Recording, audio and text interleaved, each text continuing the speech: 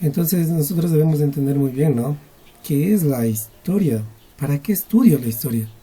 Si no entendemos esta parte, ¿no es cierto? El concepto esencial de historia, yo entiendo que ustedes ya están en el bachillerato y van a ir entendiendo poco a poco, pero ustedes ya deben tener claro esto, ¿no? Los de bachillerato ya deben saber esta parte. Por eso les voy a leer un poco lo que es la definición de historia, ¿no es cierto? Dice, la historia es el estudio del pasado de la humanidad a partir de la examinación crítica de registros, documentos, fotografías, films, libros y cualquier otra forma de soporte que arroje la luz sobre los eventos pasados que afectaron a países y comunidades. Claro, ¿no es cierto? Aquí nos habla de cómo nosotros vamos a marcar a través de la línea del tiempo el descubrimiento, ¿no? Como, por ejemplo, sabemos que existían las vasijas de barro, ¿no? ¿Cómo conocemos que existían los mayas, por ejemplo? ¿No es cierto? Para eso me sirve la historia, para el estudio, ¿no es cierto?, de esa materia a través de qué decía. Aquí está clarito, ¿no? A través de examinar, dice, los registros, documentos, fotografías, films, libros, etcétera, ¿no es cierto?, de lo que hay en bibliotecas, en internet. Entonces, a través de eso nosotros vamos haciendo historia, ¿no es cierto? Vamos descubriendo la historia de la humanidad, de la vida, ¿de acuerdo? Dice también, dice, sin embargo puede significar tres cosas distintas. Una disciplina que estudia el pasado de la humanidad, sería uno. La otra sería la producción de dicho estudio, o sea, la escritura misma del pasado. Y la última, el periodo temporal que comienza con la invención de la escritura. Fíjese bien, ¿no es cierto? Entonces, estos temitas de aquí son muy importantes conocer para nosotros poder desarrollar la materia. Si no conocemos esto, vamos a estar perdidos. Y ustedes se van a estar preguntando, ¿y para qué estudio historia? Si acaso me va a servir. Falso, chicos y chicas. La historia les sirve de mucho. ¿No es cierto? Yo entiendo que en la actualidad es muy difícil encontrar trabajo, ¿no es cierto? Entonces, esto me va a ayudar. Ahora va a decir usted, profe, está loco, profe. ¿Qué tiene que ver la historia con encontrar trabajo? Tiene mucho que ver. ¿No es cierto? Tiene mucho que ver. Por ejemplo, si yo voy a una entrevista laboral, por decir, ¿no es cierto?, mi jefe me pregunta, ¿cuál es el origen del hombre? Pregunta fácil, ¿no es cierto? Usted va a decir, pues, con seguridad va a decir, se me olvidó, no sé. Con eso usted ha acabado de perder su empleo. Entonces, la historia es muy importante. Como ser humano usted debe conocer mucho sobre historia. Si no, está perdido, por favor. Vamos a estudiar todo este tema, ¿no? Entonces vamos conociendo un poco. Dice, la historia es una de las disciplinas más antiguas creadas por la humanidad y quizá una de las que más especializaciones posibles tiene.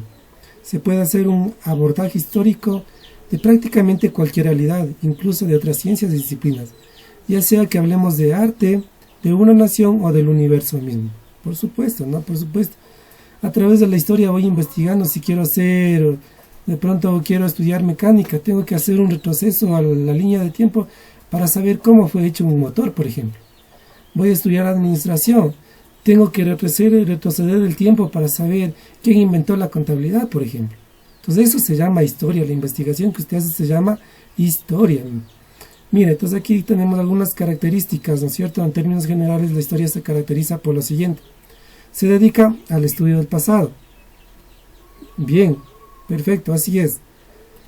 El estudio de la historia se especializa en un tema tópico de la región específico. Claro, si usted dice voy a investigar quiénes vivieron anteriormente en Carapungo, cuáles fueron los primeros habitantes de Carapungo. Entonces usted tiene que acudir a los escritos, a la historia, para poder saber quiénes fueron los primeros habitantes de Carapungo, de Calderón, ¿no es cierto?